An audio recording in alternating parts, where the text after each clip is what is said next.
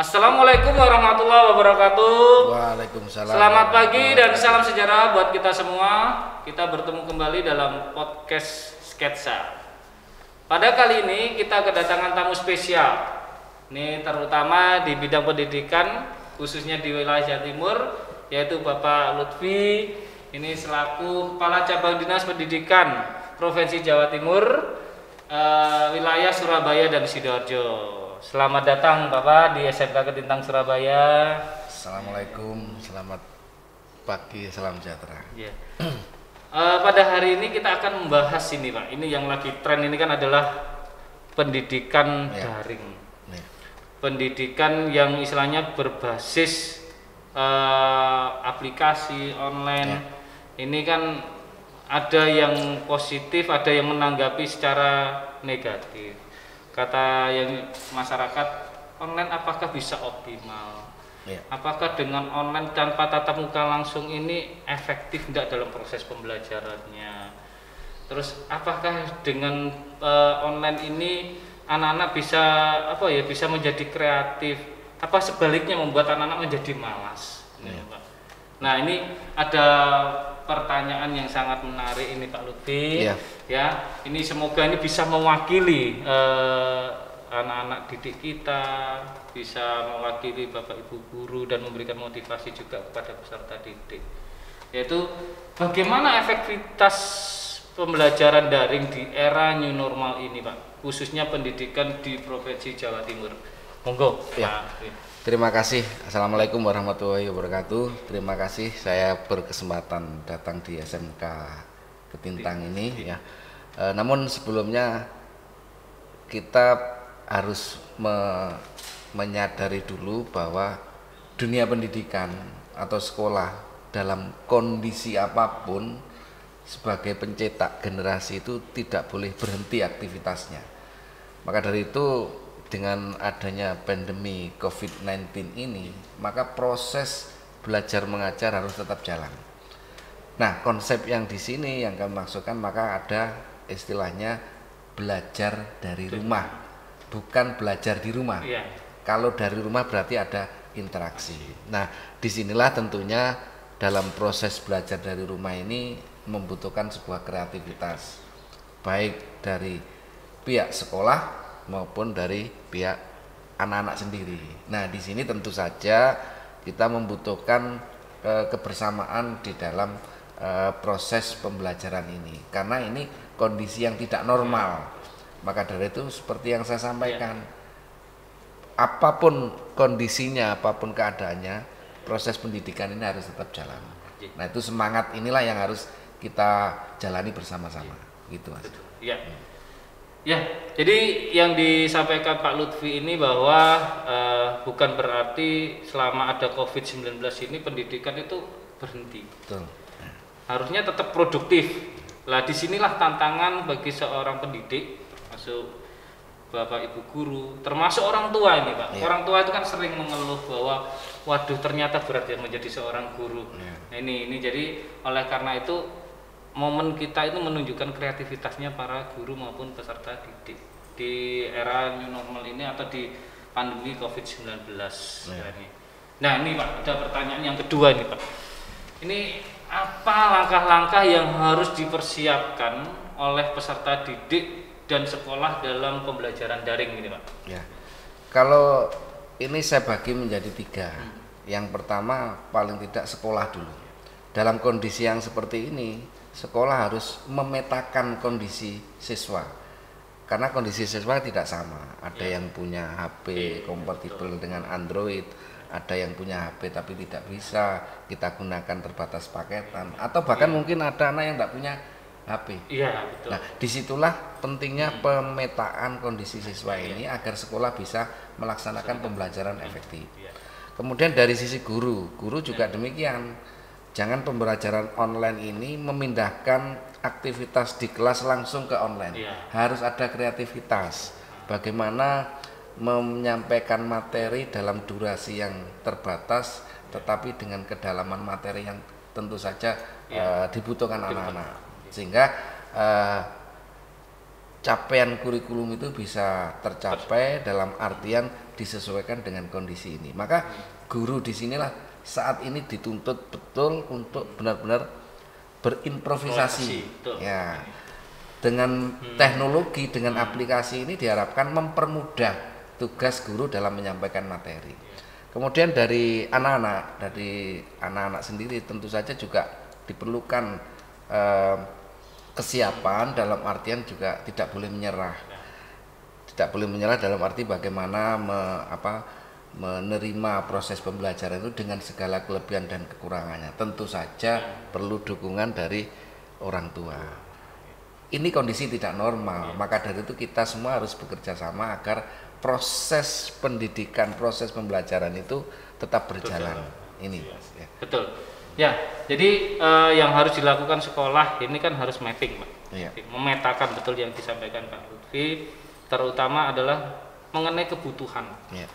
Ya, contohnya kita misalnya sekolah melakukan survei atau polling atau melakukan yaitu tadi menggunakan Google Form terhadap peserta didik kita, kira-kira yang dibutuhkan apa sih dalam proses pembelajaran daring ini. Terus kira-kira peran guru di dalam pembelajaran daring itu seperti apa yang diharapkan? Apakah memang guru sekarang kan harusnya menjadi fasilitator? Yang kedua harus menjadi motivator. Kalau yang saya ketiga, Pak, guru ini harus bisa mempunyai jiwa entertain, saya bilang begitu, yang bisa menghibur. Jadi maknanya kami itu kan dari pembelajaran daring itu kan tidak harus mahal. Bagaimana caranya membuat pembelajaran daring itu mudah, murah, dan menyenangkan. 3M ini yang coba kita kembangkan supaya anak-anak tidak boring di dalam proses pembelajaran daring, dan orang tua juga tidak keberatan di dalam mendampingi anak-anak berkaitan dengan tugas ini, Pak. Yang keluhan orang tua ini kan masalah tugas anak yang diberikan. Seakan-akan bukan memindahkan gini, harus dikasihkan PR. Jadi pembelajaran daring itu adalah interaksi. Jadi bukan hanya dikasihkan tugas atau hanya PR saja. Nah, ini oleh karena itu langkah-langkah yang harus disiapkan itu kan adalah satu mengenai tadi kebutuhan siswa dalam proses pembelajaran daring. Terus yang kedua itu kan berkaitan dengan masalah kesiapan dari Bapak Ibu guru atau SDM dalam proses pemberian pembelajaran daring. Jadi ini memang faktor yang utama di guru di sini harus mampu berimprovisasi. Betul itu. Dan improvisasi ini harus berpikiran yang tidak normal juga. Dalam artian begini, kalau kita tuntutan kurikulum pada saat normal kita terapkan di sini tidak akan mungkin tercapai. Disinilah improvisasi dari seorang guru. Target kurikulum ini harus tercapai, tapi pada kondisi yang seperti ini, sehingga harus berpikiran itu tadi improvisasi, kreativitas, sehingga kalau pada kondisi normal mungkin perlu format yang mulai dari RPP dan sebagainya, format penilaian dan sebagainya. Nah, kondisi saat ini bagaimana improvisasi itu bisa muncul sehingga targetnya itu sama pada kondisi ini. Jadi memang faktor guru, kemudian juga faktor sekolah. Dalam hal ini kita ibaratkan ya sekolah menjadi semacam studio, artinya proses belajar dari rumah, ada interaksi, sehingga kalau bisa guru yang sama mapelnya itu bisa saling koordinasi seperti tim teaching, sehingga tidak terbebani anak itu. Ini yang saya maksudkan bahwa faktor improvisasi guru ini juga sangat penting, dan bagaimana menelaah kurikulum itu bisa tercapai pada kondisi yang tidak normal ini. Ini kemarin Bapak Jokowi kan Pak Presiden juga menyampaikan ini eranya digital, ini peluang buat kita, jangan kita menyerah, harusnya kita tetap harusnya itu tadi yang disampaikan Pak Lutfi tadi improvisasi. Jadi ini kan adalah peluang buat para pendidik, para Bapak Ibu guru untuk menggali potensi yang ada di dalam diri Bapak Ibu guru. Siapa tahu nanti dengan ini kita bisa menjadi YouTuber, Pak. Betul. Ibu guru bisa jadi YouTuber. Jadi istilahnya ini kan anggap aja ini bukan suatu kalau bilang masalah, tetapi bagaimana kita menyikapinya, ada sisi baiknya ada sisi gitu. Jadi tidak selalu menjadi yang negatif terus, tapi bisa menjadi kekuatan buat kita, strength gitu loh. Jadi itu. Ini yang pertanyaan ketiga, Pak, yang terakhir ini, Pak. Apa harapan Bapak Kepala Cabang Dinas berkaitan pembelajaran daring di era new normal ini, Pak? yang jelas harapan saya bahwa semua kondisi yang seperti ini tidak mengurangi semangat kita untuk tetap belajar, tetap target kurikulum, kemudian keterampilan, kompetensi dan sebagainya itu bisa tersampaikan ke anak, dan anak punya sebuah keyakinan bahwa kondisi ini tidak mempengaruhi dalam proses memperoleh ilmu.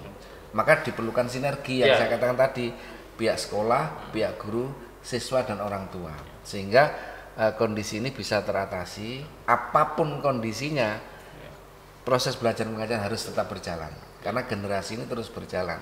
Maka dari itu kalau saya melihat di sini, syukur alhamdulillah ini merupakan suatu upaya yang luar biasa, interaksi dan sebagainya. Maka konsep belajar dari rumah itu benar-benar bisa dilaksanakan. Mudah-mudahan ini segera berakhir sehingga kita bisa beraktivitas lagi, apalagi SMK. Iya, betul. SMK ini ada kompetensi yang memang harus dilakukan secara praktek, secara langsung.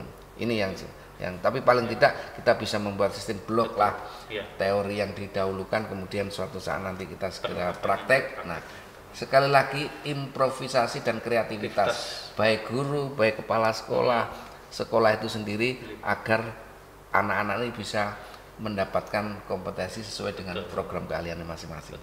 Gitu Pak ya. Ya. Ini kesimpulan dari bincang-bincang kami bahwa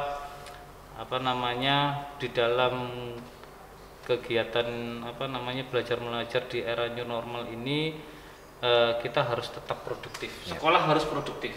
Itu kalau kita bilang wajib Pak ya. Wajib. Nah, dunia pendidikan tidak boleh berhenti aktivitasnya dan harus tetap berjalan. Seperti biasa, pembelajaran dari rumah harus ada kreativitas antara guru dan juga peserta didik. Nah, ini langkah-langkahnya tadi sudah disampaikan bahwa kita coba breakdown bahwa harus memetakan kondisi siswa, guru harus kreatif ini juga, terus guru menjadi sebagai fasilitator. Ini yang harus ditekankan bahwa guru di sini kan harus juga memberikan motivasi kepada peserta didik. Saya yakin bahwa dalam pembelajaran daring ini ada siswa yang mungkin mengalami kejenuhan, itu kan wajar ini. Oleh karena itu kita coba bagaimana yang sifatnya menyenangkan kan gitu tadi. Terus guru harus bisa melakukan improvisasi dalam proses pembelajarannya. Siswa harus mempersiapkan diri juga dalam melakukan pembelajaran daring, namun tidak memberatkan dari sisi tugas buat siswa itu sendiri, termasuk orang tua. Jadi kondisi pandemi COVID-19 tidak mempengaruhi proses pembelajaran, apapun kondisinya, belajar harus tetap dilakukan dimanapun itu Pak. Ya, jadi begitu ya dari bincang-bincang ini. Semoga harapan sekolah, harapan dari pemerintah juga istilahnya pembelajaran ini bentuknya apapun tetap harus berjalan dengan baik. Terima kasih Pak Lutfi yang sudah hadir di dalam podcast sketsa kami.